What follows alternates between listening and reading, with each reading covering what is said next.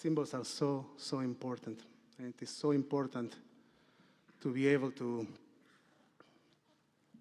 recognize what are the reminders that we need in our lives. We choose to hold onto those symbols because while we need certain level of forgetfulness in our lives, we need to forget of certain things. If you remember everything at all times, then it's very difficult to live our lives.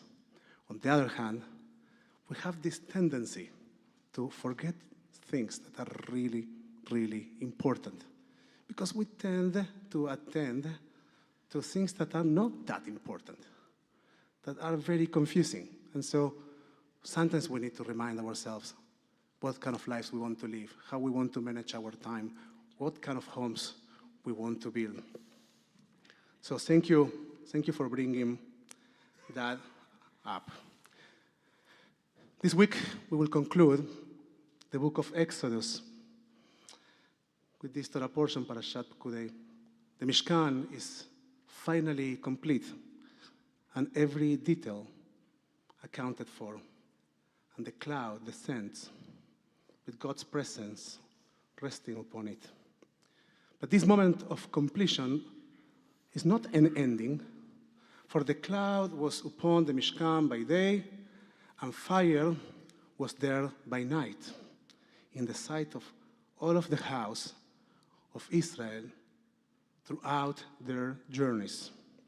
The rabbis tell us that the Mishkan was dismantled and reassembled 7 times during the Israelites' journey through the wilderness. Can you imagine? 7 times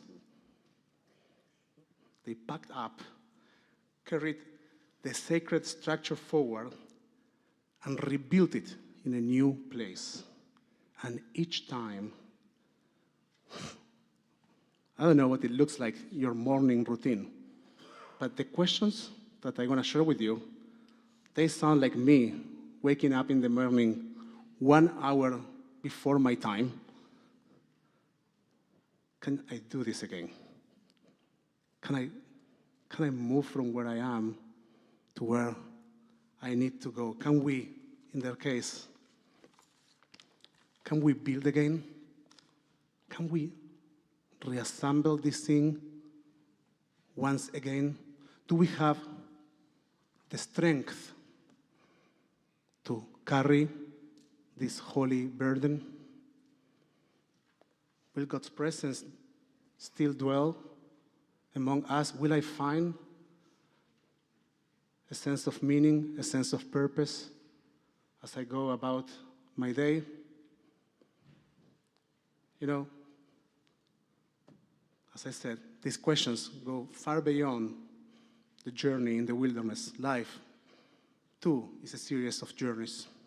We build, we take things apart, and we rebuild.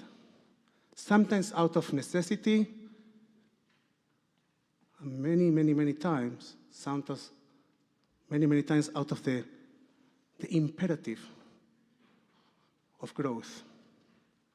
The journey can be exhausting, even disorienting, but in those moments, when the weight feels too heavy, we are reminded that holiness, the tabernacle, a sense of purpose, that we might not be able to reach or to connect with in that moment, but we need to seek with more attention, with more focus, comes with us. The Mishkan, though dismantled, was never absent. God's presence accompanied the people, a cloud by day and a fire by night, guiding them through the unknown. This pattern of building, dismantling, and rebuilding echoes in the journeys of Torah and of Torah study as well. Rabbi Stanley Davids, of blessed memory, who passed away this week, taught me, and so many others, this truth. his final teaching was delivered exactly 1 year ago on this very Parsha. And he reflected there on the joy and the bitter sweetness of concluding a cycle of learning. He reminded in that last YouTube that he recorded, the study of Torah never stops. Like the Mishkan, Torah accompanies us on our journeys, sometimes leading us through clarity, sometimes through uncertainty. And as Rabbi David's taught so beautifully, it is in the wrestling, in the questioning, in the rebuilding, that true holiness is found. But here, this reflection I want to offer, I want to share with us, with you today. Where are you? Where are we in our journeys today? In which kind of building phase we find ourselves in our lives? Sometimes milestones are very symbolic. They help us and they give us a good idea of where we are supposed to be. But if you don't have a milestone, a personal milestone coming in the next couple of weeks or days, can you answer with clarity? Where are you in your process of building whatever you are building in your journey in this moment? And if you can't answer, maybe you should ask the question. We need to start by asking the question. And also, what are we dismantling? What are the things that we need to break apart in order to rebuild and move forward? And of course, what comes next? What's the next thing? Wherever we are, wherever you are, today reminds us that God's presence journeys with us. We don't need to wait until everything is built and perfect to feel holiness. It's there, in the packing and unpacking. And if you know that I am moving next week, you might hear like the, but no, this is not about that. This is about life. Because we are all moving all the time. And if we are not moving, it means that we are not here.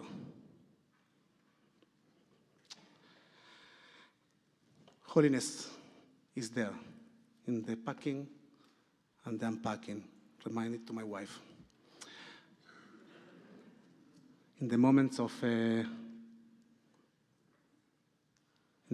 doubt and in the moments of determination, in the pauses, and in the moments in which we push forward. And as we conclude the book of Exodus, the book of Torah, we will say, Chazak, chazak, benit chazek, be strong, and let us strengthen one another. Because like the Mishkan and like the journeys of Torah, our strength comes not from standing still, but from being willing to move, to build, and to rebuild. Shabbat Shalom.